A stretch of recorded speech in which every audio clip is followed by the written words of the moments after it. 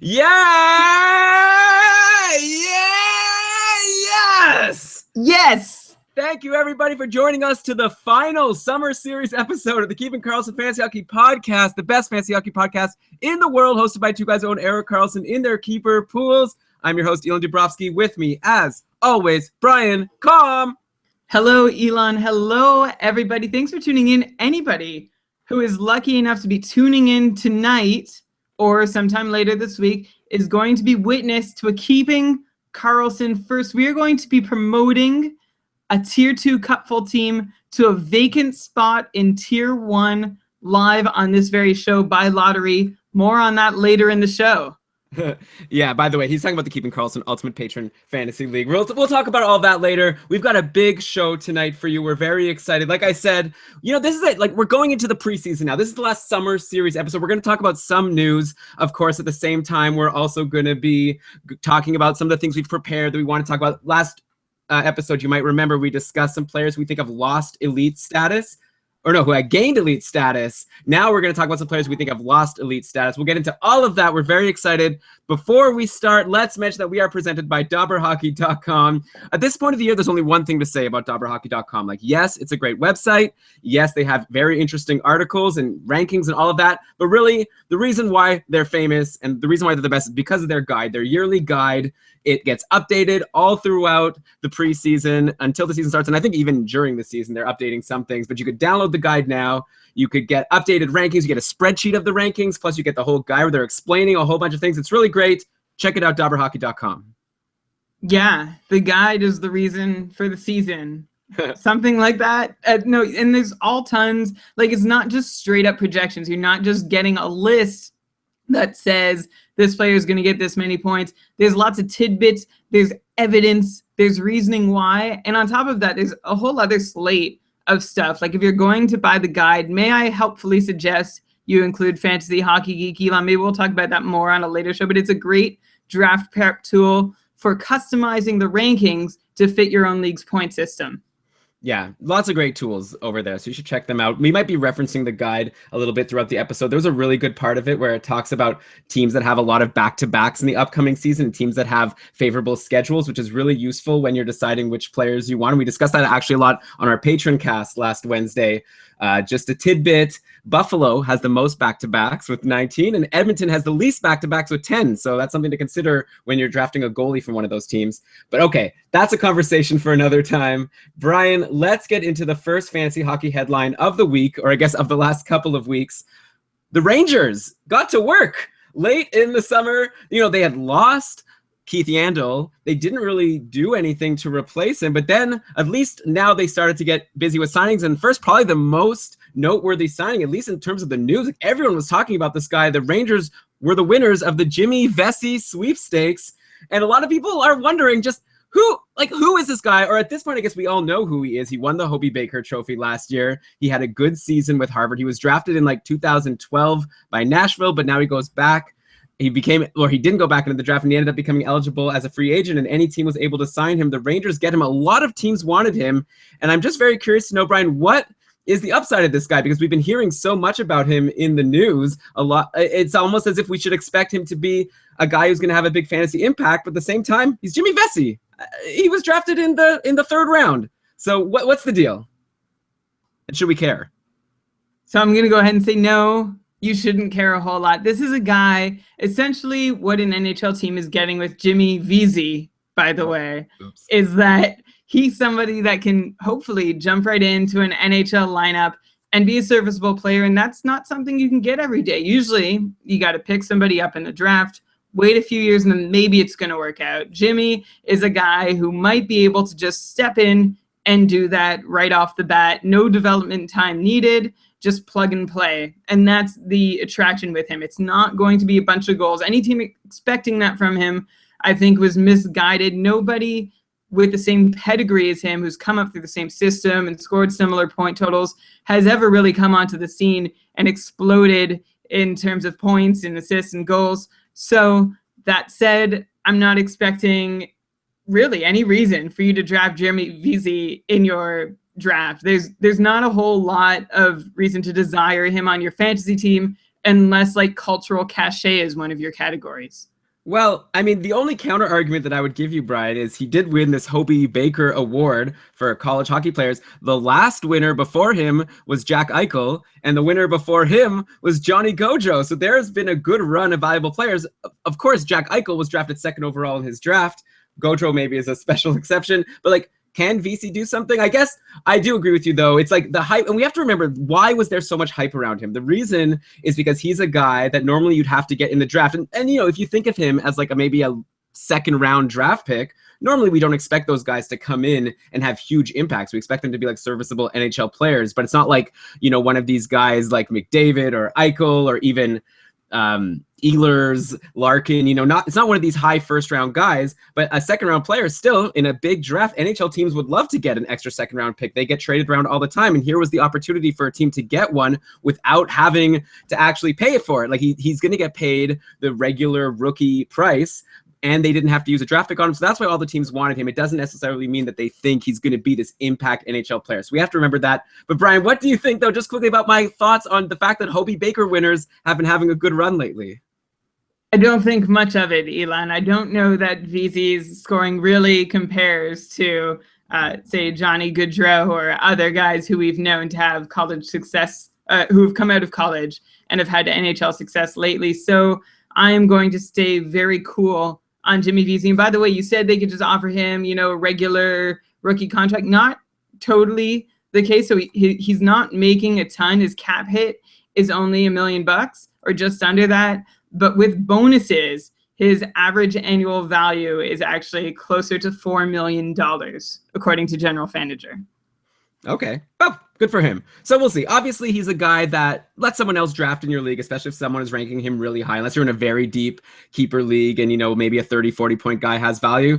I mean, we'll all be watching him. We'll be curious to see how he does, and we'll discuss him on the podcast. If he makes an impact, he'll be competing to get into the Rangers' top 6, I guess, with another guy that they recently signed, Brandon Peary.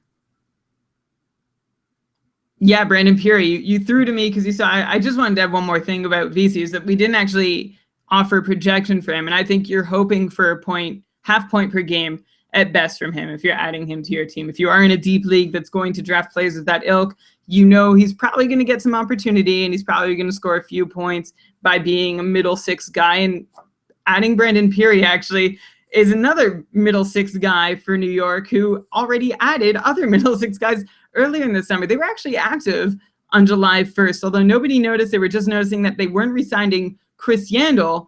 Instead, they were signing guys like Michael Grabner and Nathan Gerby, both serviceable NHLers who have had their moments, and, you know, each have had their times when they've been able to score goals or drive play or just be good guys who aren't top-line guys but aren't grinders either. They are players who can occasionally move the puck forward, and, you know, they would have commanded a higher salary if they were really good at it, but they're serviceable pieces that are going to fit in that now suddenly an oddly deep Rangers top 9. And I don't say oddly because it's weird for the Rangers to have depth. I say oddly because there's just so many like second and third line guys that we're wondering which one's going to step up. And there's not a ton of room in the top 6 too, right? You've got Stepan, Nash, Zuccarello are the top at each of their positions, of course. And then down the middle, you've got Zibanejad and Oscar Lindberg, made a bit of noise last year. Chris Kreider's on the left side already now with Grabner, Peary, and VZ and Gerby. And then on the right side, you've got Matt Zuccarello with Kevin Hayes and JT Miller. So before this signing bonanza, adding these 3 middle 6 guys, the Rangers essentially had their depth chart filled out. So what I see this doing is creating a ton of internal competition. And I would not be reaching for any of these guys at your draft. Like, you might be excited and think, oh, this is finally Peary's chance to break out because his underlying numbers have been, you know, halfway to decent or maybe all the way to decent in several of his stops, his very brief stops in the NHL along the way in Florida, Chicago, Anaheim. But there's no minutes to just jump in and do a lot with, and power play time is going to be tight amongst this group. So I feel like it's good for the guy who's able to rise above and really get the leg up on the rest of the group. But at this point, odds are even on who that's going to be. Right. So it's hard to decide which of these sort of middle six guys to get in the draft. Like you make a good point. Like you got Stepan, Zibanejad, Nash, I guess Kreider, Zuccarello, maybe Kevin Hayes and JT Miller. I don't know. Like I don't even know if you really draft like a Kevin Hayes or a JT Miller. So you really only have like 4 forwards on the Rangers that you might consider drafting. And then the rest of these guys might be at the top of our free agent list like all throughout the year. And maybe different ones will jump onto the top line and the top power play at different times. And we'll discuss them obviously throughout the season on Keeping Karlsson as they become fantasy relevant. I think Puri is interesting just because he had that run. I don't know if you remember, Brian. I think it was not last season, but the season before, right at the end with Florida. He was like scoring a goal almost every game. He had this great scoring streak going. He ended the year, that was 2014-15, right, with 24 points in 49 games, half point per game. And so a lot of us thought that maybe he would be a good guy to grab for the next season because maybe he'd be able to keep that hot streak going. Didn't really happen. Couldn't really even crack the top 6 for much of the season for Florida before he got traded to Anaheim. Ended the year with only 29 points in 61 games. So I guess just like Jimmy VC, I wouldn't expect more than a half point per game. And that might even be overshooting it. But it obviously depends on the role. And we don't know what role that these guys will have. But, you know, Brian, you mentioned Keith Yandel. I think you might have said Chris Yandel, but we all know you meant Keith Yandel. And you know, we talked about him leaving the Rangers like a few episodes ago, back when we were talking about all the interesting free agent signings. And you know what? We talked about what we thought this meant for the fantasy impact on Yandel and maybe on Ekblad and the guys on Florida, but we didn't really discuss what that meant for the Rangers and specifically Ryan McDonagh.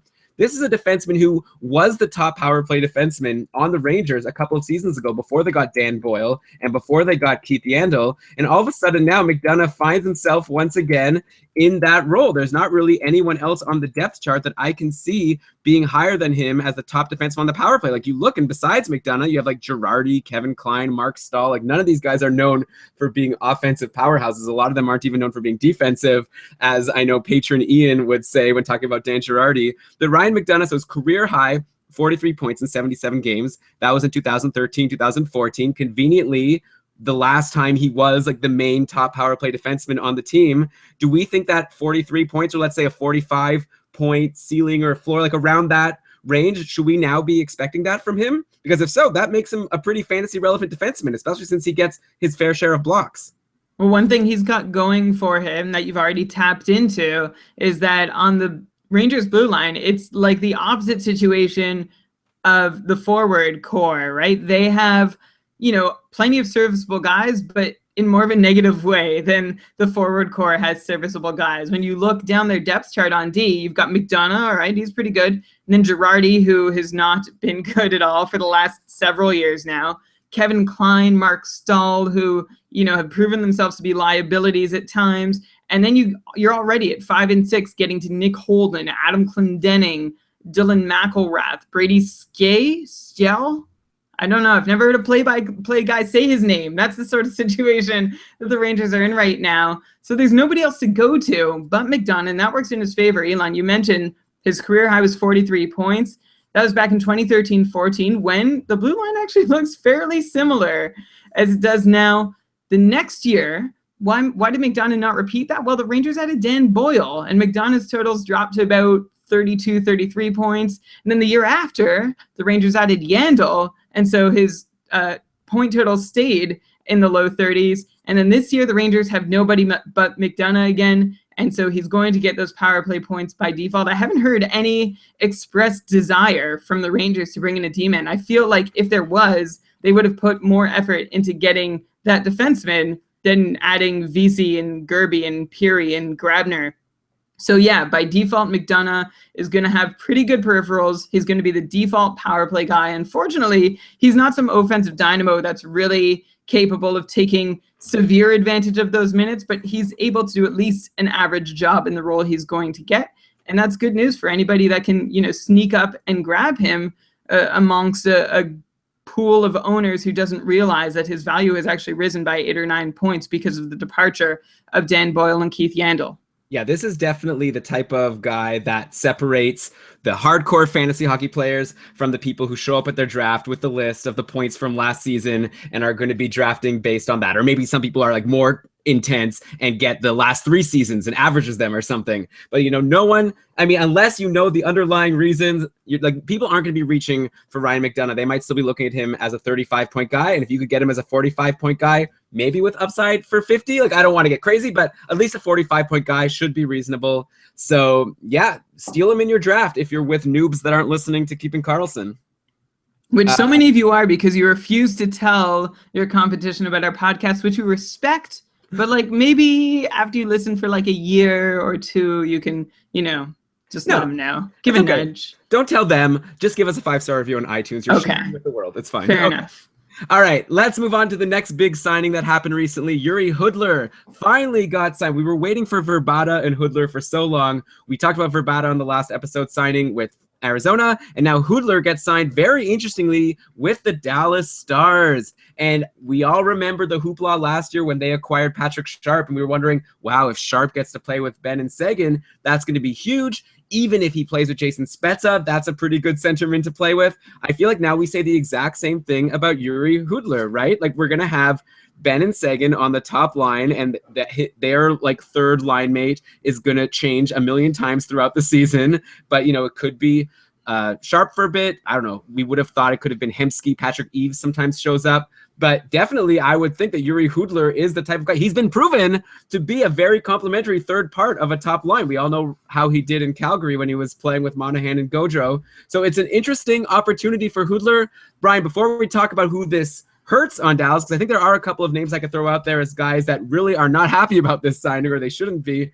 But what do you think about Hudler? Like, what's the upside at this point in his career?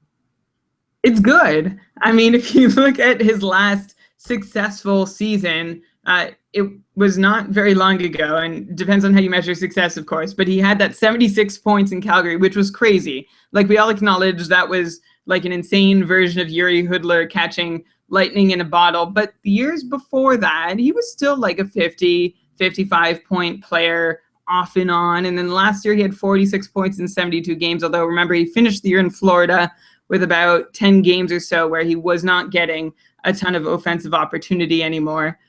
But I see that his joining the Dallas Stars is a good way to get back up to that 55-point mark. And a big reason for that, and we mentioned this on the Patreon cast, Elon, that just happened last week, is Jason Spezza. I feel like I say this about him every single show, that he's underrated, and I just don't know how many times I've said it. He is right up there with the league leaders in so many scoring categories, but never gets his due. That was very distracting, Elon. Please edit this part out. Yeah, for those of you who are listening, not live, we got a whole other thing going here for the live crowd. I might edit this. Okay, go ahead. He never gets his due. He is an elite disher, and we saw it in Ottawa. And the thing that stands out for me from his time in Ottawa, right at the end, when Alex Hemsky came along, and they were incredible together, that's sort of what I'm hoping is going to happen in Dallas, that Hudler is going to join Spezza, and they're going to make beautiful music together. We know Hudler is not far removed from an incredibly successful season. He is not over the hill by any means. He is 32 and a half or so he'll turn 33 at some point this season, but I don't see a reason to think that he's going to fall below 50 points this year. I think it gives a huge boost to his trade value, much more than it gives a huge boost to his draft value, much more than if he had stayed with, say, the Florida Panthers. Yeah, it didn't seem like he was going to be cracking the top 6 in Florida. But with Dallas, like we've said all throughout the last millions of years, it feels like ever since we started the podcast, there's just been so many names that have taken a turn playing with Ben and Seguin. It seems like anyone who does is successful until they slip away. And this time he's someone who could stay there. Or like you say, maybe he could be with Spezza, and that could be great. Dan here in the chat is saying a lot of dangle sauce on the ice with Spezza and Hudler dishing the puck to each other. So we'll see. I guess maybe they need a trigger man, he's saying. Who would be the third guy? Who could be Patrick Sharp, and Patrick Eve goes to the top line. Like, who knows what they'll do? This is a team that you cannot draft for, assuming you know how the lines are going to shake out. But one guy I think you might want to drop down your draft list if you were still wanting to give him maybe one more chance is Valeri Nichushkin, because he's a right wing that we've been waiting on forever. We thought that he would eventually earn his role in the top 6 and get all those points. Like, as a highly anticipated prospect, he's gotten some opportunities. He hasn't been able to hold on to them. Like, I wasn't planning on drafting him anyways, but especially now, he's a right winger, just like Hudler, just like Hemsky, just like Eves. Like, he falls down the depth chart. He has another person that he's going to have to pass. And I think it's going to be very hard for Nichushkin to make a case for himself to be ahead of Yuri Hudler on the depth chart this season. Cam in the chat room is saying, don't give up on him. Are you saying that, Cam, because you believe, or are you saying that because you have him and you're just crossing your fingers and hoping for the best? I mean, here's the thing. Nobody's going to give up on Nichushkin at this point, but nobody's going to reach to grab him the way that they have the last 2 seasons. This is probably the first season in a few that I think Nichushkin is probably going to go undrafted in most leagues. And then if you're really savvy and things pick up, you can grab him off the waiver wire. Just like, I feel like he's going to do it for like 3 or 4 weeks, though, at this point. Like, he's alienated so many fantasy owners who have added him in the past that it's going to be like the new guy in your league or new girl in your league who hasn't been subject or been an observer to that failure time and time again from him. Who's going, oh, who's this Nichushkin guy? He's on fire. They're going to grab him and be the first ones to jump on him after all the heartbreak the rest of us have gone through. I don't think it's over for him, but Yuri Hudler being in the lineup certainly gives Dallas a couple other options, which I imagine Lindy Ruff was looking for after what happened last year. Yeah, I mean, it's not over for Nichushkin. Like, Hudler's only signed for 1 year. Like, maybe he has a bright future still, but I'm saying for next season, I'm not expecting much. Cam is saying he's looking for him to be a dark horse. If you were thinking that before, I just think his chances went down. Anything's possible. I still remember last year in the Keeping Karlsson Ultimate Patron Fantrax League, when Nichushkin got on the top line, he had a couple of good games in a row, and we used the FAB system, free agent acquisition budget, and people bid so much money on Nichushkin. Like, some people spend like $20 out of their $100 budget to get him, just to probably drop him like a week later when he got dropped out of the top 6 again. So yeah, good for Hudler, bad for Nichushkin, in my opinion. Brian, we talked about Radim Verbata last episode, signing with Arizona. Who do you like better for next season if you could pick one of them? Absolutely, Yuri Hudler. They're both second-line guys, but if I had to nudge them up or down either way, it would be a pretty easy decision for me to want to nudge Hudler up to the top line and probably relegate Verbata to the third line. We saw what happens when he doesn't play with the center in Vancouver, and there was a whole lot of other stuff happening. I expect the situation in Arizona to be a lot smarter, but if he's not on the first line with Martin Hanzal, the next top center with any NHL experience is Brad Richardson, and then it's Dylan Strome, who I imagine gets a chance to helm the second line. So maybe Strome Verbata could be an interesting combination to look for.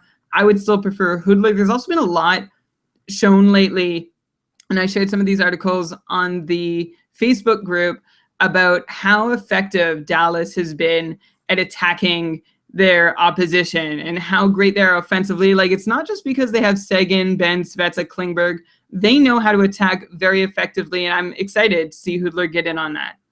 Okay, so let's move on to the next time. We got a couple more before we get into our players who lost elite status. Interesting stuff, though. I think so far these have all been players that I guess Hudler also you take above these Rangers guys that we were talking about based on what you were saying about them. Here's a guy, I don't know what to do about this, but the Leafs signed Jonas Enroth, who was like sort of the final sort of good free agent goalie that was left in terms of someone who could be a decent backup. I don't think anyone's expecting him to be signed by a team as a starter. The Leafs had already traded for Frederik Andersen earlier. But the reason why I think this is maybe a more interesting signing than you might think is, remember I mentioned those back-to-backs?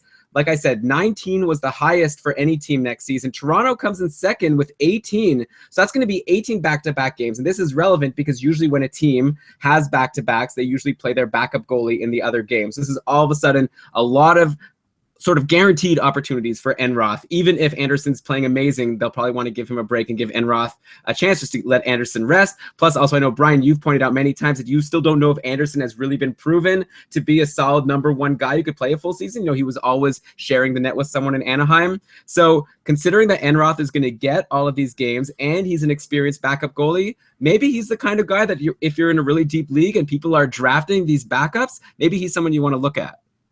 Yeah, I think he is someone you want to look at. And Elon, we've disagreed already about Lehner and Anderson and, the gulf that you think exists. Maybe gulf is too lavish a word for it, but the difference in their fantasy value and how I think Anderson is closer to Lehner, and you like Anderson a lot because he's the Leafs guy, but he's not used to playing huge workloads in the NHL. Remember, this is his very first starting gig. Leading into this year, he's never played more than 53 games in a season, which, yeah, okay, that sounds like a fair bit, but it still leaves 30 games on the table for a backup to get, especially if he struggles. Like in that season where Anderson played 53 games, he posted his lowest career save percentage on the year at a 914.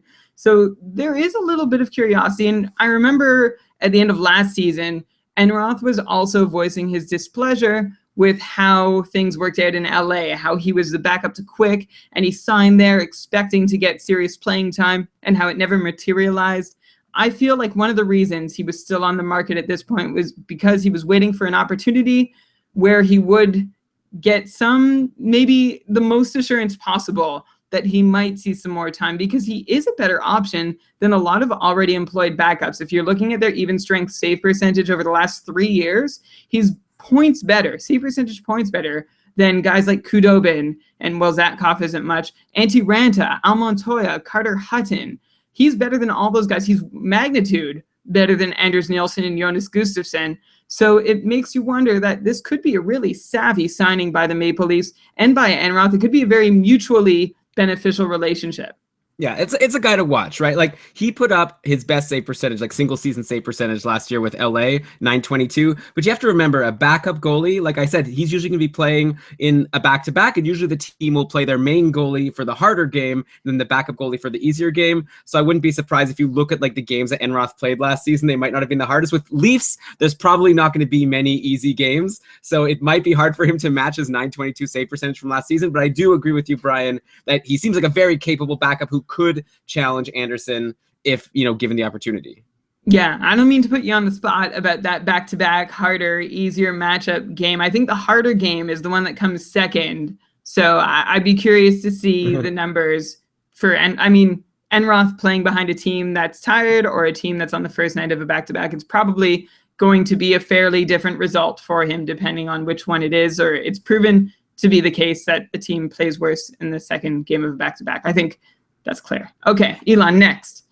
Second game of back-to-back might be a little harder because they're tired, but if you're playing against, Columbus instead of Pittsburgh, that makes a difference also. But okay, let's go to the next. I said next. Yes, next. All right, let's talk about the Avs. We already talked last week about how Patrick Waugh got fired. Or no, that's not true. That's what should have happened, right? But no, he resigned from the Avalanche, and we talked about how this was probably good news because we assumed that he's not a really good coach, and maybe now some of their players like McKinnon and Duchesne and Tyson Barrie might, have a better opportunity to score goals. Now they've announced who the new coach will be, Jared Bednar. I'm going to be honest, I hadn't heard of him before this, and I just want to know, Brian, just quickly, like, is this good or bad? Does this change anything that we said last time? Is this the kind of coach that we could expect good offensive things from? Is he more defensive minded and we could be like, oh, this is good for Varlamov? Like, what do you know about Jared Bednar?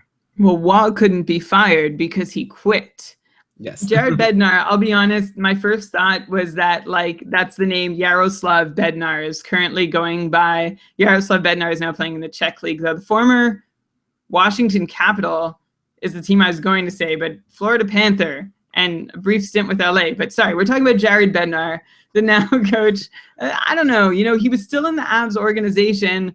I haven't seen a whole lot about what his style was or what style he might bring. He's obviously asked the token analytics question when he got hired and saying, what do you think of all the data that's out there? And he said, there's information out there, so you've got to pay. You'd be a fool not to pay attention to it. So, that's a good token answer. Yeah. I'm not sure I'm going to buy in completely. I mean, it's the same group hiring him that hired Patrick Waugh.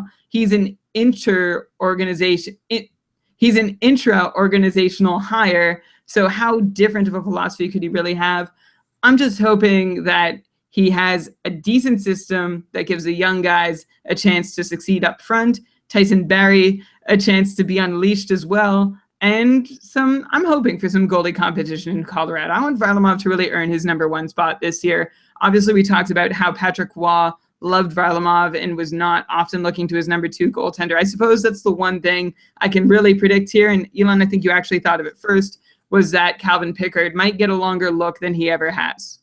Yeah, so obviously something really interesting to watch. I think Pickard could be a sleeper. Brian, okay, you're in a deep league and you're drafting your last goalie. You already have your starters. You want to get that clutch guy. Are you drafting Enroth or Pickard? Is that a bad question? No, my silence indicates that it's a good question because I'm going back and forth in my mind. I don't know, Elon. I honestly don't know. All right. Well, is that a fair question? I think I might take Enroth because I have a little more faith in Babcock. Creating a sound defensive system. There's a lot of good pieces in Toronto. The Avs blue line, I'm not sure is quite as deep. So for that reason, I think I'd lean towards Enroth. I would take 30 games of Enroth assured, which is what I'm hoping. I'm not saying it is a sure thing, over 25 games that Pickard is going to have to really fight to break that number. Okay, I disagree. I'm taking Pickard. I think he's put up really good numbers when he's played, but that's what makes it fun. Let us know in the chat room here who you agree with. Are you team Elon and Pickard or team Brian and Enroth? Okay. Oh yeah, there's still actually one more minor thing. I'll just bring up. Florida traded Lawson Cruz and Dave Bolland to the Coyotes. Seems kind of minor, except Lawson Cruz, by the way, he's not a nobody. By the way, I might be mispronouncing his last name. It's like Crousa, Kraus. But he was drafted 11th overall in 2015, which is not that long ago, and that's a very high pick. He had 62 points in 49 games in the OHL last season. So this is a good player, and he's going to a team that's not super deep. Like, I'm seeing he's a left winger, and who do they have? They have Max Domi, obviously, and then Tobias Ryder. I think we don't even know yet if Tobias Reeder, I think it is. I don't think we even know if he's going to be on the team or if he's going to the KHL. I don't recall if there was any resolution to that. But aside from that, who's there on left wing? Plotnikov? Like, I don't know. So I think that if Lawson Kraus could make the team, maybe he could have an impact, someone to watch. Yeah, he could be a top 9 guy in the NHL. Like, I saw some numbers being thrown out, I think by Kent Wilson on Twitter, that Kraus has a 44% of being Kraus has a 44% chance of being an NHLer at this point in his career based on where he was picked. And I don't see him coming in and setting the world on fire. Maybe a serviceable option. He's not somebody I'd be reaching for in a draft. I'd much rather have, if you're going to reach for a Coyotes rookie, Dylan Strome is the one you're looking at. Ah, interesting. Okay. So yeah, another guy. We just throw some names. Sometimes like keeping Karlsson, obviously, if we have a good sense of how we think someone's going to do, we'll let you know. Sometimes it's just a matter of us throwing some names at you, add them to your radar, put them on your watch list, and we'll see what happens. Arizona is a team where a lot of people should be given a chance. Maybe Cruz will be one of them. Okay. Brian. By the way, actually, tweet at us. I'd be curious to know, would you prefer that Brian and I struggle to try to figure out the right pronunciation for some of these names, or should we just pick one and go with it even though we think it's wrong halfway through? Let us know. Oh, we're seeing in the chat room rhymes with house, Kraus, and then he says he doesn't even know. Okay. That's me writing to you, Elon. You could just say it. You're on the show with me. I didn't want to interrupt you. You were on a roll. All right. So now we have the next thing we want to talk about, which is the players who have lost elite status. Before we get to that, we don't have another promo today to give. We just want to talk about our patron program. This is, like I said, is the last summer series episode before we get into the preseason series, which means we're going to be going back to weekly episodes. We have a lot of exciting stuff coming up. We've got the Schmore Goaliesborg episode where we're going to talk about all of the goalies and all of the goalie tiers. We've got an episode where we're going to be ranking all of the looking at all of the Yahoo. We're going to do an episode where we're going to be looking at all of the Yahoo rankings and deciding which ones seem too high and too low. We're going to talk about advanced stats. We're going to talk about all the preseason. We got a lot going on. And we're basically going to go every week until the end of the season. And we want your support. So we would like to extend to you the offer to become a patron of Keeping Karlsson. And I think there's a lot in it for you. Okay. So we ask if you want to donate $5 a month to the show, you get, first of all, access to our Keeping Karlsson patron-only Facebook group, which is very active. People are asking questions all the time and you're getting advice from the smartest people for your fantasy team. You get access to our monthly patron casts where every month we do a show, kind of like this, a live show, but it's up to the patrons. They ask us any questions they want, and Brian and I discuss it. It's usually a lot of fun. By the way, we have an RSS feed for the patron cast now. Before I sort of just shared a link to the MP3s after the episodes, but now we have a real RSS feed. And I want to thank @PezRules on Twitter, Brandon, for giving us our logo. You can check out his website, by the way, www.weebcreative.com, weebcreative.com. Really cool designs. And you can check out, if you become a patron, you can see the patron cast logo design that he made for us. Okay. It's worth the cost of admission itself. Then you get access to the Keeping Karlsson Ultimate Patron Fantrax League, which we've talked about, and actually, which we're going to be doing a draw for in a second, but this is going to be the most ultimate league that you could join to become to become the smartest guy in the world, basically. If you could win this league, you're really smart because you're competing against other people who are paying money to support a fantasy hockey podcast. We've talked about it all throughout the summer. Definitely check out the episode we did a few weeks ago about designing a league, where we talked about all of the pain that we went through to come up with the perfect settings for the cupful. And then, Brian, we also have a new perk. Maybe, how about you describe that? And I'm going to go get my lovely wife, who's going to be doing the draw for who gets to jump from tier 2 to tier 1 in the cupful. Okay, yes, our brand new perk that we're just rolling out. We used to have this $10 perk like when we first opened up the Patreon program, and we had like a huge demand for it that we couldn't keep up with it. So we took it away. If you would like to support the show, if you're still looking for more from us, there's an option to get it now. For $10 a month, you will get a weekly invitation to something brand new we're creating called the Keeping Karlsson After Show. So you'll actually get to stick around every single live recording, such as this one. You know, it happens every week, and you're going to get to chat with us and ask about whatever you'd like on a weekly basis. So that could be about your fantasy team, you know, moves you're going to want to make on Monday. You can talk to us about on Sunday night. You can clarify some things that you heard on the show just then, or if you had a question about a topic that we talked about, or you can, you know, there's a season of Survivor coming up, which we would be more than happy to chat with you about as well. So anyway, we love that you're listening to the show. Thank you so much. And there's also $1 a month if you just want to show your support. We hope we can offer you value for value proposition. I've heard that term, and I wanted to try and squeeze it in there. I'm going to quote one of our current patrons. Dan says, being a patron is like having a direct connection to the soul of the fantasy hockey world. And it's true. You have access not just to Elon and I, but like the hardcorest of the hardcore, the brain trust of fantasy hockey, in my opinion. I've learned stuff from the Facebook group, so we invite you in there too. Elon, you're back with your lovely wife, so I guess we can get started. Yeah, so I've got this I've got this Erik Karlsson hat, right? I've got 13 pieces of paper here. I've got Can you make noise in the microphone with them? Okay, I've got the papers here. I've written the names of the 13 patrons who came second place, or who landed in the second tier of the couple. We decided that I'm going to be dropping down from the first tier. Someone's going to take my spot. And here we go. Dina, the lovely Dina, is going to be picking a name right now. So go ahead. And you can just open it up and read it, please, into the microphone. Or you can show it, I guess, on the camera also. What do we got here? Jeff is the winner. If you're listening, Jeff, you know who you are. We'll message you after the show. Congratulations. You have been bumped up to tier 1. Thank you so much, Dina. Thank you, Cody, for your help. Cody's a dog, for the record. Oh, yeah, for those of you who aren't watching live. It is not Jeff Good. Okay. Jeff Good, right? He's the guy that we interviewed on the show a couple of weeks ago. It is Jeff, and his last name starts with, oh, man, now I'm on the spot here. Which one is he? With a T. Jeff T. I don't know if he wants me to say his full name on the show, but congratulations to Jeff. All right, Brian, I hope you did a good job explaining the Keeping Karlsson After Show, because we have to move on. Sorry for all these advertisements. Let's get to the present show. Here we go. So we want to talk about some players who have lost elite status. So guys who last season would have been drafted in like the top maybe 1 or 2, maybe 3 rounds of your pool, and now this year are probably not going to be drafted there. And we're going to discuss whether we think that's warranted or whether we think maybe there's still a chance for them to get back to their elite status.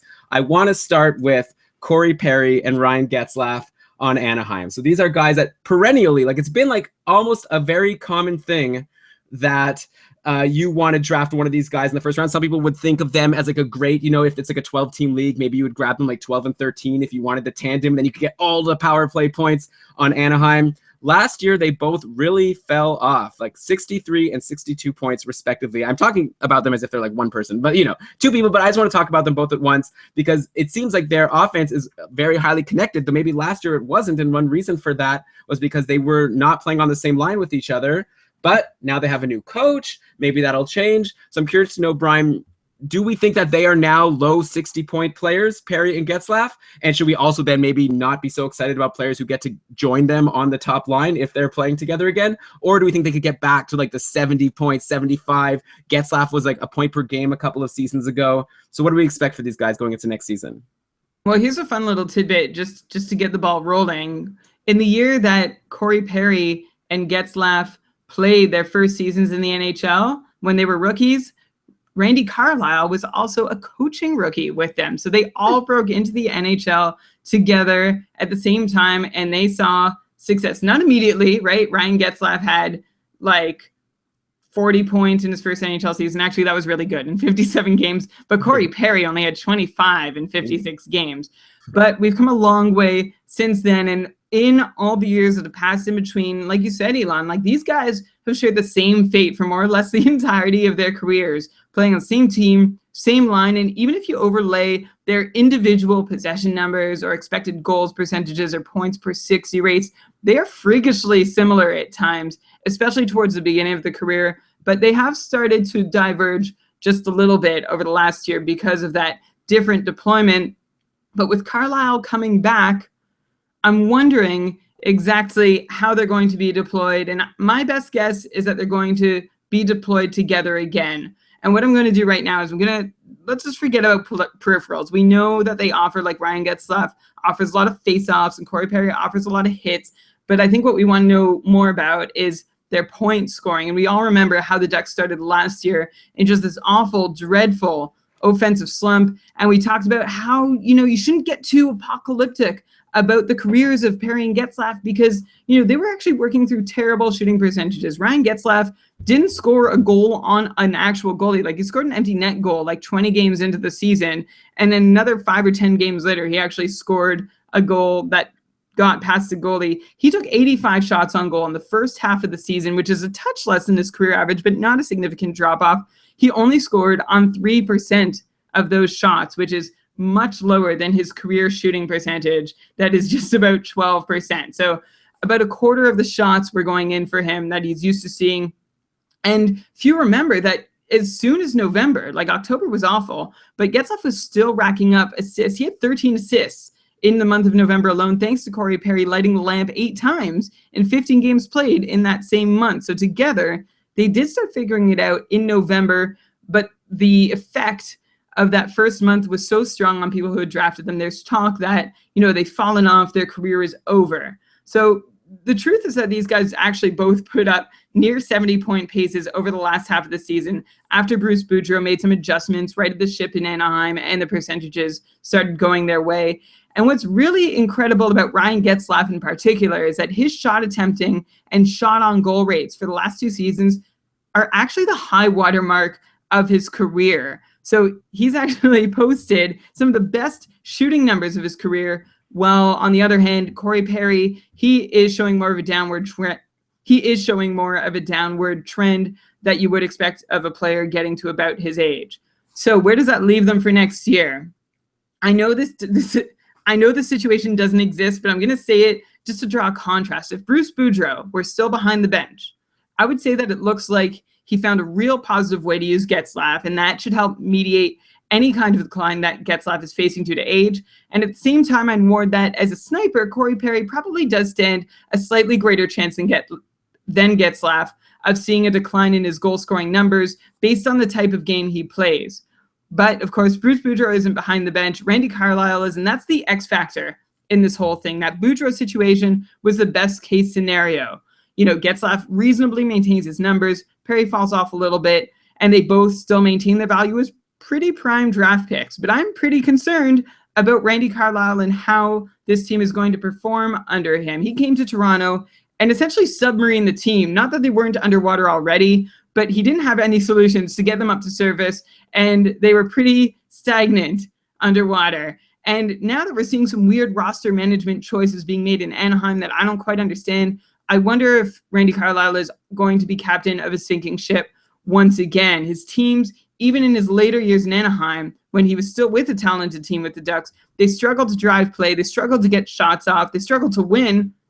He got fired, obviously. And if he can't coach a system that helps mitigate the effects of aging on Getzlaf and Perry, if they would lose a step normally under Boudreau, they might look like they're losing a step or 4 under Carlyle if he doesn't deploy them in a way that helps them, again, mitigate the effects of the career decline that they're going to face.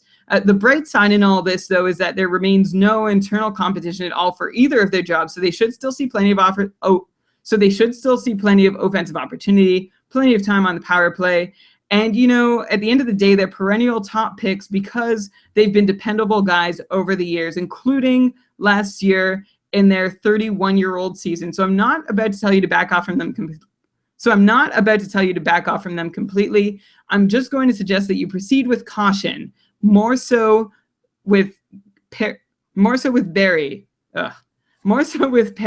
than I would suggest with Getzlaf. Getzlaf, I think, is a little more dependable with the game he plays, while his goal scoring is going to drop off, and there's not much he can do about it. So I would put Getzlaf a little bit above Perry because that goal scoring premium is going to shrink a little bit.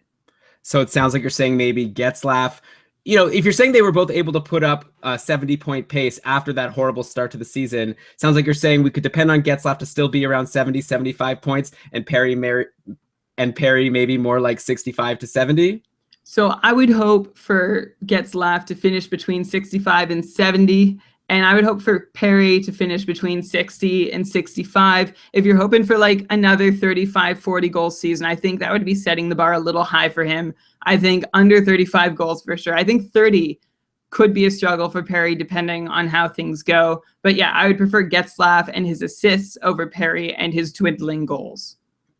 Interesting. All right. Well, so these are guys that maybe you'll be able to get a bit later in your draft this year. Actually, for sure, you'll be able to get them later in your draft this year than you would have been able to last season. So We'll see if it's worth it. Maybe. And Elon, I just offered up a contradiction that I'm surprised you didn't jump all over. I said Ryan Getzlaf's assists might stay steady even if Perry's goal totals fall out. Even if Perry's goal totals fall off. What do you think of that?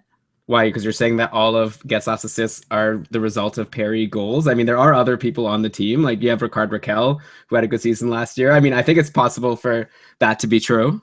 Yeah, I think so too. I think the offense is going to have to come from somewhere, and I think Getzlaf is going to do still a very good job of helping create it. I almost see him, I'm not going to say Joe Thornton light, because I don't think Getzlaf deserves that tag, but maybe a little more physical Joe Thornton. But Getzlaf has pretty good vision out there.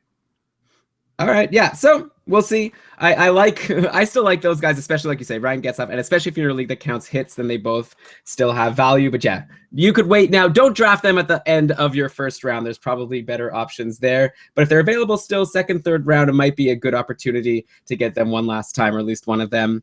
All right, next player I wanted to talk about, Brian. Let's go to a guy on Nashville, who going into last season when he was on Columbus, people were so high on, right? So Ryan Johansson is, of course, who I'm talking about. And he was just coming off an amazing season on Columbus. Like he had his rookie season where he was like pretty good. And then his next season where he really took off. And a lot of people thought that he was now going to become like a point per game player. And it really didn't end up happening, unfortunately. Like everything looked good for him, and things, as we know, didn't go very well in Columbus. He ended up getting traded. And even though he went to Nashville, it seemed like a great situation, he still only kind of put up like a 60-point pace at the end of the day. So with Ryan Johansson, he's definitely lost his elite status, because I know a lot of people were reaching for him last year and maybe grabbing him in the second or third round. I don't think that will happen this year. Is he like, should we no longer be thinking of him as a potential guy who could approach a point per game? Or do you think he still actually has it, and last year was just sort of an aberration with being traded and having that bad coach in Columbus? So I'm going to argue the same thing that I argued last year at this time, was that 70 points from Ryan Johansson was an unreasonable expectation to begin with. He scored those 70 points on the back of an incredibly high on-ice shooting percentage, fueled by a 73-point Nick Foligno.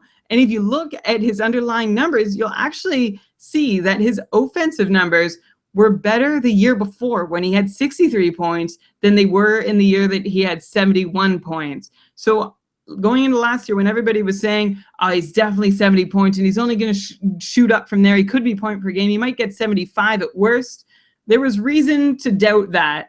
And we saw, and the thing is that we didn't really get a chance to confirm those doubts, because I suggested that it was going to happen because he didn't have good enough line mates and they weren't going to go on crazy tears the way they were the year before. But when John Tortorella came in, different hardships befell Ryan Johansson. He was in the coach's doghouse. His ice time was cut by 2 minutes. He was asked to play a lesser role altogether than he had before. So it was actually a really good thing when he was traded, so that we could see what he could do in Nashville. That was a chance for us to see what he could do with solid line mates who weren't unsustainably spiking him, who weren't unsustainably spiking his on-ice shooting percentage. The interesting thing is that Johansson, even though everybody was down on Tortorella for cutting his ice time, he only saw about 25 more seconds of ice time per game after moving to Nashville. But the thing is that he did much more with it than he was doing in Columbus to that point of the season. In Columbus, he was scoring at a 56-point pace over half the season. After he moved to Nashville, he was scoring at a 66-point full season pace, and that actually would have tied him for 20th in the entire NHL, a few points shy of guys like Giroux, Backstrom, Tavares, Bergeron.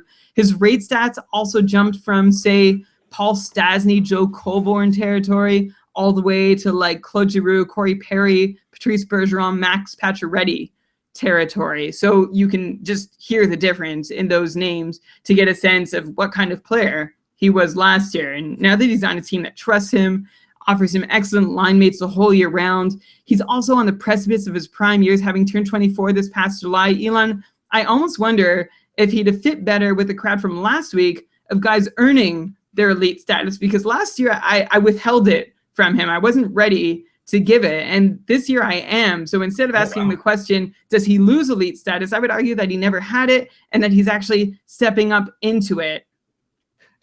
It's interesting. So I guess maybe we're using slightly different definitions, because I'm thinking of it more in terms of like where they were drafted last year and where I think they're going to be drafted this year. You're thinking more in terms of the actual player themselves. And so if you think that Johansson is like an elite player now, like you would draft him in like the top 2 rounds in your pool, like would you draft him above like his line mate Philip Forsberg? I would consider it. The only reason I might not is depending on eligibility. If he's a center and Forsberg has winger eligibility in your league, I'd probably lean to Forsberg. I had something, a point I was going, oh, right. The thing is, last year, I think where he was drafted, that's the right place for him to be drafted this year. I think it was too high for him last year, but it's about the right spot this year. If you were drafting Ryan Johansson high in the 2nd round or early 3rd round as like a guy with 70-point upside, I think this is the year where that is a more legitimate choice. All right, so far we've talked about players who I think have lost elite status, and you're still somewhat high on, maybe not so much Corey Perry. Cam in the chat room is now saying, can you talk about Foligno as well? Oh no, Cam, like you're already depending on Nichushkin. Now you're asking about Foligno probably because you have him as well. Nick Foligno, I mean, you just have to look at the numbers. Like, this is a guy who was never over like a 50-point guy. Then he had that one really good season. Then last year he went back to the 30 or so points that he ended up getting. And, you know, when he had that great season, like Brian said, he was playing with Ryan Johansson. Like, Ryan Johansson benefited from Nick Foligno having that high shooting percentage. But Nick Foligno, like, don't fool yourself. He benefited from playing with Ryan Johansson. And who is Nick Foligno going to be playing with this season? Not him, right? Like maybe Wenberg or Dubinsky, like Sam Gagner, William Karlsson, who knows? Yeah, basically Nick Foligno is not someone that I will be targeting in my draft. Like, I think he's a half point per game player at best. So I'm sorry if you're expecting more. Yeah, it would be a successful season if he scored more than 50 points. And that might seem like a crazy thing to say about a guy who scored 73 points just 2 years ago, but it is the sad truth. I mean, it's just kind of funny even to look at his points, right? Like, if I go like 5 years ago, 47 points in Ottawa in his last season there in 82 games. That was his best season up to date. Then 19 the next year in only 45 games, to be fair. Then 39, then 73, and then 37. So, like, I think that there's one aberration there, and it's the season when he had over a half point per game. So I think he's going to fall back to that half point per game at best. Sorry, Cam. Hopefully, ask us for another player that you have that you're hoping for. Hopefully, we'll be able to give you good news on the third one. Third time's a charm, hopefully. Okay, Brian, I'm also getting tired of you like just saying that all these guys are still really good. So let me go to a guy that I know for sure has lost elite status, both in terms of drafts and in terms of like our opinions of his ability to be an elite fantasy player. And I'm talking about Henrik Zetterberg. So he was a guy who we still thought of as like a, you know, almost, not maybe not a point per game guy, but like a reliable 70-point guy. Then last year, things really fell off. He ended up with like 50 points on the year. And, you know, there maybe was some bad luck and some other reasons why he ended up there. But at the end of the day, you know, a 50-point season for Henrik Zetterberg is going to drop him very far in drafts. And I'm curious to know, Brian, I guess we already talked about him actually in the summer series when we were just talking about players who disappointed us, and he was definitely one of them. You agree that he's not elite anymore, right? Like maybe he could get back to like 60 points, or maybe he'll stay closer to 50, but I think we could all agree he's no longer the 70-plus point guy that we were able to rely on him to be if he was healthy for all those seasons.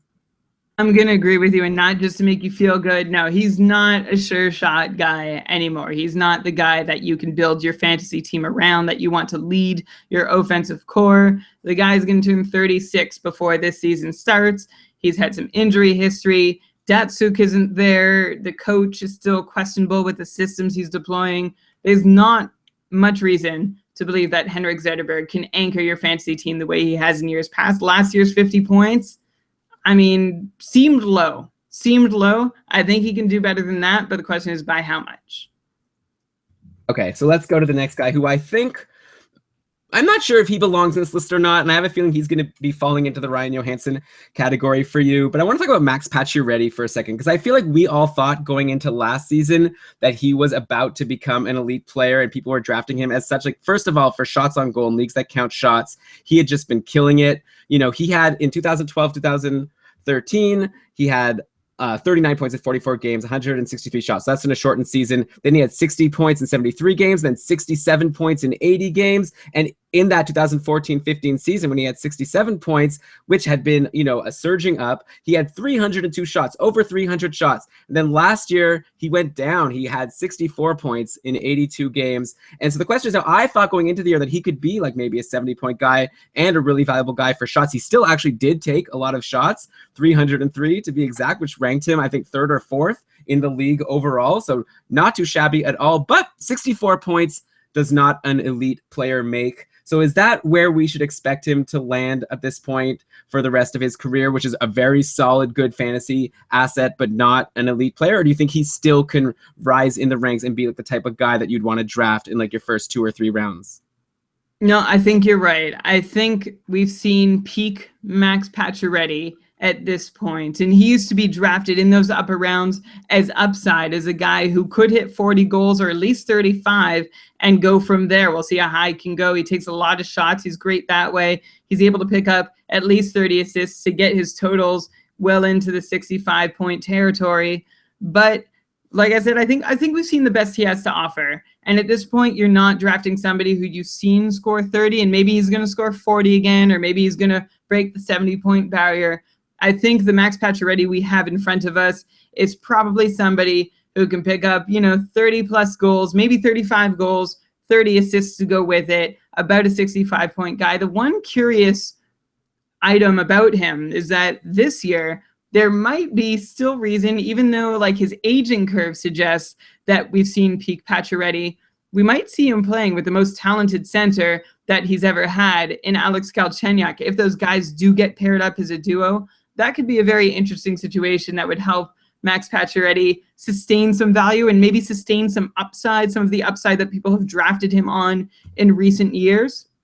But if Galchenyuk proves to be no better, say, than Plekanec has ever been for Pacioretty, again, I feel like you can stop hoping for the world with Pacioretty and, let him slide to where, a 30-goal scorer would generally go instead of a 30-goal scorer with 40-goal upside. He's still a guy who you should draft pretty high if your league counts shots, because he's the kind of person who could help you win that category every week. Hopefully more of them will go in. Yeah, and his shots on goals per 60 minutes, his rate stats were actually up last year. And it's also worth noting that his shooting percentage declined along with his goal total. So it's not even that he stopped taking shots at some point. Like I said, his shots on goal rates went up last year, even though his goal totals went down. And of course, he had that -10 that he was sporting. That hurts you in the leagues that count those stats, and that might not be an issue anymore if Carey Price does play a full season. Okay, so we're barreling along here, Brian. This is fun. I guess we're at 9 o'clock already, but let's just get through the players we had planned. I wanted to quickly mention Jonathan Toews. Maybe he's the kind of player that sort of walks the line of whether he belongs in this episode, kind of like a couple of the others that I've mentioned. But here's a guy who a couple of seasons ago, well, in 2013-14, he had 68 points in 76 games, which is over a 70-point pace. And so at that point, a lot of, that to me is elite production. Then 2 seasons ago, he went down to 66 points. Last season, down to 58. So, maybe after a 66-point season, we weren't considering him elite, but still like a very, very solid player. That's more than Max Pacioretty was getting. But then last year, 58 points in 80 games. So I'm curious to know, like at this point, Jonathan Toews has gone from like elite maybe to like close to elite, and now to not replacement level, but, a middle of the draft kind of guy in terms of his point production. I know he helps in faceoffs, but just in terms of points, I don't know, like what happened last year? Like why only 58 points for Jonathan Toews? Let's look at that. But first I want to say this so everybody hears it. This is the headline. Jonathan Toews is not a point per game guy. Say it again. Jonathan Toews is not a point per game guy. And if he doesn't get a point per game, it doesn't mean he's underachieving. He is not a point per game guy, and he has not been one since 2013. And since then, his even strength shot and shot attempt production has decreased substantially. And his game has become, you could argue, more geared towards defensive responsibility. But the thing is that his production hasn't decreased to the point that I think last year's 58-point season is a harbinger of lean years ahead or any kind of indicator that he's lost it. Sure, it's the first sub-60-point pace of his career, and that's a little scary. But if you look at his 5-on-5 shooting percentage, you'll find an explanation for it. Look at it from 2012-2013 up till this season. This is how it goes in sequence: 16%, 13.5%, 14.3%, and 8.7%. So one of those numbers just doesn't belong. It's the last one, and I think we can expect a bounce back from that aberrational number so that Jonathan Toews can get back above 60 points. But there is a less fluky reason that he dropped from 66 points one year to 58 the next, and that can be found in his power play time on ice. He saw 60 minutes less last year with the man advantage compared to what he had been averaging the 2 years prior, and it showed straight up in his counting numbers. For the first time in his career, his 82-game power play point pace failed to reach double digits. And interestingly, his usage at even strength and shorthanded also remained pretty constant. So it's not like he was being given extra duties elsewhere, just that power play time was cut. And if your league counts shorthanded points, by the way, that could be something to look at. He grabbed a career high 6 points on the penalty kill last year. That can be a sort of fluky thing, but there is some value for an offensively inclined guy who sees a lot of minutes on the penalty kill. But the question is, at this point, where does he end up in terms of his projection? I still think he can reach 60. I don't think he can reach 70. And there's one more challenge that's going to all but assure that 70 is unattainable for him. And that is apparent in the thinned out Chicago depth chart. If you look at the guys that he's had success with on his left side in his career, you've got Chris Versteeg, Patrick Sharp, Brandon Saad. Elon, what do those three names have in common? They're not on Chicago anymore. They're not on Chicago. And even like the backup options and Andrew Shaw and even Toivo Teravainen in emergency, also gone. So there's not a lot of help for Toews right now. You've got Panarin. If he sticks with Kane, the next guy on the depth chart in Chicago right now is Andrew Desjardins and Brendan Mashinter. Brian, Marian Hossa, right? That's the guy who always plays with Jonathan Toews. Well, no, but he's on the other side. He's on the right side. I'm talking about the left side. And, I see. But fair enough. We're getting to Hossa, who's getting older, and like you can see, there's serious slowing down going on in his own ability to drive play and point production. And as a lifelong Hossa fan, watching him come up in those electrifying years in Ottawa, it's sad to see, but it is the truth. There's a reason, Elon, that he's not even anywhere near this conversation, even though he used to be.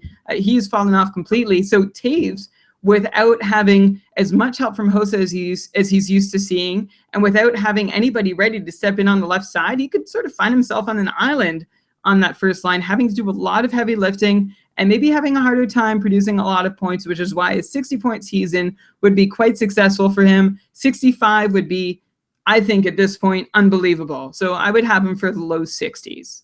Okay, unless, Brian, this would be the biggest news possible for Jonathan Toews. What if Chicago's having trouble scoring and they decide to put Toews, Patrick Kane, and Artemi Panarin all on the same line? Could you imagine? If that happens, that will be the first fantasy hockey headline of the week, because I'm sure that line's going to score a lot, and then no one else on the team is going to score.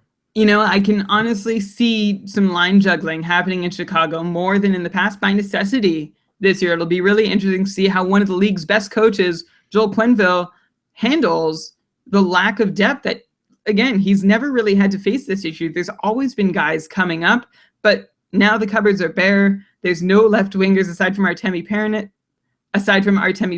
who is attached at the hip to Patrick Kane. I'm very curious to see what this turns out to look like in Chicago. Okay, so let's move on to the next guy I want to talk about. This is another one of those, I think that he's going to fall off of top tier status, but I'm not sure if he deserves it. So I'm talking about John Karlsson right now on Washington. This is a guy who we talked about going into last season as an elite fantasy defenseman, the #1 power play guy on Washington, one of the most dynamic power plays. Plus, if you're in a league that counts blocks, he gives you a ton of those. He had 55 points in 82 games last season, or 2 seasons ago, which is really good for a defenseman. Then last year, he started off so well. Like if you just look at his splits, he had 10 points in 10 games in October, 8 and 13 in November, 9 points in 11 games in December. Then he got injured, which was very frustrating for his owners, because if you recall, he was like day-to-day forever. So if you were in one of those platforms where you couldn't put him in an IR plus, he was just holding that spot on your roster for so long. Finally, he went on the IR. Then he came back, and he didn't really have that strong of an end to his career. He didn't really have that strong of an end to his season, though I would imagine maybe that was partially due to his injury. If you'll remember, he came back for a game and then again went back on the shelf. So he ended the season with 39 points in 56 games, which is still like a decent place for a defenseman. 39 points in 56 games. That is a 57-point pace, which is great. It's actually higher than his pace was last year. But I just have a feeling that people aren't going to be thinking about John Karlsson. Maybe they'll be worried about if he's still injured or anything like that, even though news has just come out on Roto World where he's saying that he feels 100%. Take that for what it's worth. I just have a feeling he's not going to be considered as a high elite fantasy defenseman. I think this might be a good chance, especially in a keeper league. Maybe this year people will decide, oh, maybe I don't need to keep him, and this could be your chance to snag him. He still is only 26 years old, so entering his prime. I don't think that he has much competition from like Niskanen to take over his job as the top power play defenseman on Washington. So I think he's a guy who has lost elite status in terms of where he'll be drafted next year, but I would also suggest to not be fooled. Brian, do you agree or disagree? I don't know. I mean, I guess if you're perceiving that he might have lost elite status, perhaps it's happened. In my mind, it hasn't at all. Like, yeah, there was a really dry spell right around the All-Star break when he had, I think, 5 points in like 17 games or somewhere around there. But as you mentioned, Elon, his full season pace, even with that dry run, still exceeded his career high. And it's funny to think, and I was going to go back before that and say how great John Karlsson has been for so long. But before that, his career high was actually 37 points as recently as 2013-14. So the interesting thing is how fast he established himself, how he's on one of the league's most dangerous power plays now and has proven himself to be a capable contributor to it, and how everybody is ready to hop off that bus. I don't think so. John Karlsson is still an elite defenseman, and Elon, he sees a ton of ice time too, so that gives him opportunity to block plenty of shots as well if your league counts those. Okay, so maybe I'm wrong. Maybe it's wishful thinking as I'm going into the Cupful Season 2, hoping that I'll be able to get a cheap draft value for John Karlsson. Not anymore. I'm blowing it. Well, that's the cost of doing business, of doing this podcast. That's why I dropped myself to tier 2, so I don't have to compete with the super elite guys. Of course, now I'm really going to be putting a target on myself for my tier 2 opponents. Okay, Brian, I guess that's pretty much it. We do have another sort of list of guys that we haven't mentioned. You may have noticed that we haven't mentioned any goalies yet. That's because we plan on doing a whole episode just about goalies in a couple of weeks. Schmore Goaliesburg is coming exactly 2 weeks from today, and then we'll talk about them all, because I think there are a lot of goalies who going into last season we would have called elite goalies, guys you could really depend on that really let your teams down. I'm talking about Tuukka Rask. I'm talking about Bobrovsky, Rinne. I'm even talking about Henrik Lundqvist at the end of the season, but we'll get into all of that in Schmore Goaliesburg. And by the way, don't tweet at me telling me how great Lundqvist was overall on the year. I know he had a great save percentage on the year, but in those last couple of months, he killed anyone who was depending on him for their fantasy hockey playoffs. So that'll be a lot of fun. Next week, we're going to be talking about, like I said, the Yahoo rankings. I think there's a lot of interesting things there, including the namesake of our podcast, Brian, is surprisingly low. We'll talk about why that might be and if that is reasonable. But for now, thank you so much for listening. If you enjoyed the show, we'd love for you to give us a 5-star review on iTunes. It's like a free way to help the show and not have to, give away your secrets to your league opponents, but it really helps us out. If you like the show, if you have any comments, you want to get in touch with us, tweet at us at Keeping Karlsson on Twitter. We respond to all of our tweets. We have a lot of fun on Twitter. And if you really want to support the show, like we blabbed about a whole bunch in the middle, you could become a patron of Keeping Karlsson. So check out keepingkarlsson.com/patron for more information there. Brian, anything else before I cue the outro music? No, I think I'll just add in that we have essentially decided to go live weekly with these shows, with our regular show. Please come join us in the chat. It's very easy. keepingkarlsson.com/live every Sunday night around 8 p.m. Eastern time. You can join us in the chat and, have a blast. That wasn't convincing. I want you to come. Just come. Yeah, it's fun. We have a good time. If you follow us on Twitter, we'll be tweeting out the exact times each week, but our plan is around 8 p.m. every night. And yeah, by the way, if you want to, for some reason, go back and watch the video of the show, you can also go to keepingkarlsson.com/live. Like if you're listening to this in the next couple of days before I change it to next week's episode, but then you could look at our YouTube channel and find the old links if you want to see Dina pulling the name Jeff out of the hat. That's all recorded on YouTube. Thank you, Google. But okay, with that, let us cue the outro music. And Brian, how about you read us the credits? All right. This episode of the Keeping Karlsson Fantasy Hockey Podcast was presented by Dabra Hockey and supported by our patrons, including some very recent ones like Brandon, Adam, Michael, Fred, Ethan, Michelle, Peter, Cody, Aaron, Corey, John, Matt, Jeff, Paul, Joe, Tyler, David, Ryan, Michael. If I missed your name, let us know. We'll get you on the next show. It was researched with help from Dabra Hockey, Dabra Hockey's Frozen Pool, Roto World, Hockey Analysis, Hockey Reference, Hockey Database, Corsica Hockey. There's an excellent article, actually, that we didn't get to on Broad Street Hockey about Claude Giroux. Elon, maybe I'll mention it in the next show. Jonathan Willis, his work over at Bleacher Report, helped me with some NROTH research, and Yahoo Sports, and ESPN Fantasy Hockey. And Fantrax. I used Fantrax for my research. Thanks, Thanks, everyone. Oh. Brian, didn't you used to write down these credits? Didn't you have it? Why are you saying them off the top of your head all of a sudden? You don't have an answer. All right. Great job as always, Brian. And thank you everyone for listening. We'll catch you all next week.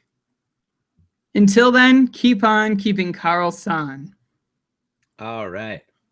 Stop in the broadcast. Oh, that goes into the broadcast. Okay, I shouldn't have done that. Okay, bye.